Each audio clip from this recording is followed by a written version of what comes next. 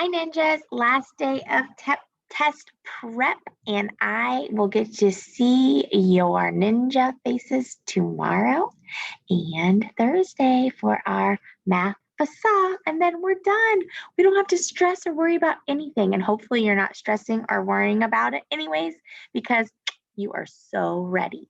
So we are on day 27, our last day together. You will be doing some by yourself today for a discussion post, okay? So go ahead and make sure you are on day 27 of our preview and review standards. Select all.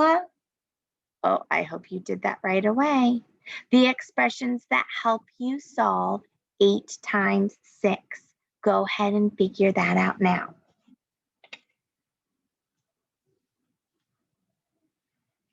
All right, well, 8 times 6, what is 8 times 6? 48, right? So which ones equal 48? This may have taken you a little bit longer to solve, and that's fine because you should be working out every single problem until you get the correct answers because it says select all, okay? So let's look at A. 8 times 3 we know is 24 plus 24. What does 24 plus 24 equal? Does that equal 48? Yes. So you should have picked A. What about B? 2 times 2 is 4 plus 3 times 3 is 9. Does 9 plus 4 equal 48? No. Let's look at C. 4 times 6. What does 4 times 6 equal? 24 plus 4. Does that equal 48? No, it equals 28. All right, let's look at this one. Hopefully you didn't get confused with this one. We know if there's one set of parentheses, we always do the parentheses first. 8 times 3 equals 24 times 2. Okay, well, that's like saying the same thing. If you got tricked by times 2, that's like saying 24 plus 24, which we know already equals 48. So A and D you should have gotten. Let's see. Sometimes there might be 3 answers. You never know. 1 times 8 equals 8. Plus 1 times 6 equals 6. Does 8 plus 6 equal 48? No. You should have gotten A and D. You are going to do number 2 for a discussion post. Use the number line to find which fraction is equivalent to 3/6. Okay, remember we did this before. We didn't do the number line. We thought about what you can multiply the numerator and the denominator by to make 3/6. Do that if that strategy works, or the number line. It's up to you. All right, let's look at the next one. Bob's Bakery has 2 ovens for baking cupcakes. Each oven has 5 shelves and can fit 4 cupcake tins on each shelf. How many cupcake tins can Bob's Bakery use to bake cupcakes? Pause the video when you're ready to go over it. Push play. All right, well, let's think about what we know. We know that they have 2 ovens. So we're going to be able to put the amount in 2 ovens, right? Each oven has 5 shelves and can fit 4 cupcake tins on each shelf. So our first step should have been 5 times 4. And you should be screaming 5 times 4 equals 20. That's for 1 oven. So if I want 2 ovens, I have to add that, or you could have multiplied 20 by 2, and you should have gotten 40. Check your work. Did you write and bubble in correctly? Does yours look like mine? I sure hope so. Okay, if this is something that you aren't feeling comfortable with the grid, you need to practice, okay? All right, what's the value of the unknown number? This should be so easy for you. 81 divided by what equals 9? Go ahead and bubble it in. Well, I'm hoping you're telling me D, 9. If you did, kiss your brain. All right. 3/8 of the playground is covered by grass. What fraction of the playground is not covered by grass? This would be one, friends, where I would suggest that you use the strategy of drawing a picture. So right now, I want you to pause it and draw a picture to figure out your answer. When you are ready to check your work, you will be pushing play. All right now you should have a picture of that playground, right? 3/8 of the playground is covered in grass. So I know my denominator, the bottom number tells me how many pieces I have all together. So I'm going to go ahead and make my 8 pieces. 1, 2, 3, 4, 5, 6, 7, 8. And 3/8. So 3 out of the 8 is covered by grass. So what's the fraction that's not? Hopefully your picture right now looks like mine. But if it doesn't, do it now and figure it out.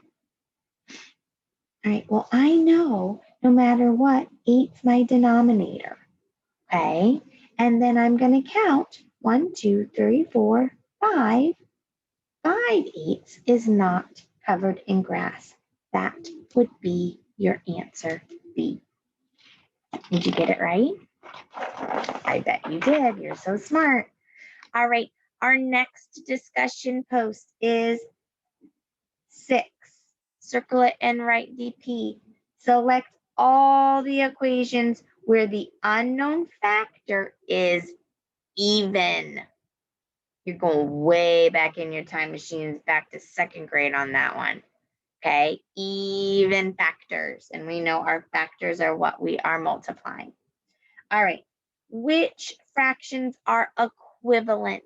Select all that apply. All right, well, do we remember how to do that? When we make them equivalent, we have to multiply the numerator and the denominator by the same number, okay? So if I look at the denominators here, wait, I'm gonna let you solve it first. Pause it when you're ready. Let's check it. And I hope you are also telling me that select all that apply. I hope you underline that so that you know there's more than one answer. All right, well, when I look at my denominators, I know 4 times 2 equals 8. But if I multiply 1 times 2, does that equal 1? No, that can't be right. Okay, let's look at B. Same thing. Oh, all of them have 4 and 8. So I can multiply that by 2. That makes sense. Does 1 times 2 equal 2? It sure does. So you should have picked B as one of your choices. Let's look at C. 4 times 2 equals 8. Does 2 times 2 equal 4? It sure does. And there's one more. Which one did you pick? Did you pick D or E? Well, right away, my brain knows I can't pick D because I know 4 times 2 equals 8 and 3 times 2 does not equal 3. So, would E be correct? It sure would. 4 times 2 equals 8 and 3 times 2 equals 6, my friends. All right, 3 more to go, my ninjas. The city has a new train with 5 passenger cars. Each car has 10 rows of 4 seats each. Here's how all the way over here. How many passengers can ride the train? Go ahead and solve it. It's going to be a big number. All right, I'm seeing 5. I know that the city has a new train with 5 passenger cars. So 5 different cars on the train. Each car has 10 rows of 4. Oh my gosh, guys. Each of rows. That's all helping me know I'm what? I'm multiplying. So my first step and your first step should have been 10 times 4. And 10 times 4 equals 40. Okay? So now if I put 40 on 5 cars, 1, 2, 3, 4, 5, what do you get? What is 40 plus 40 plus 40 plus 40 plus 40? Or what's 40 times 5? You have 2 strategies here that you could have done. You can stack and add it, repeated addition, or we know that there's a super zero. So I can just cover up that super zero for now. And I know 4 times 5 equals what? 20. And then I just add super zero to get 200. Is that what you got? Is this how you're bubbling it in? I sure hope so. All right, last 2, my math ninjas. Find the missing numerator to make the equivalent fraction. You should be able to do this in your sleep. We just did it. I'm pretty sure that was one of our answers up at one of the other questions. So remember, you're asking yourself, 4 times what equals 8? 2, right? So then we have to multiply both of them by 2. So what's 3 times 2? What did you get? You should have gotten 6C. Last one, what's the value of the unknown number? 49 divided by 7 equals 7. I just told you the answer. Hopefully you knew that. All right, you are done. Don't forget, you have a discussion post. You need to discussion post for number 6.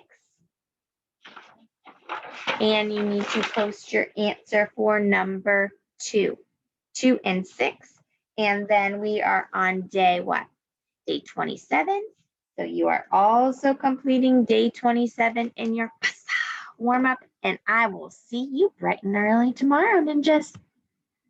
All right, go to bed early tonight, eat a good breakfast, and I can't wait to see you. Bye.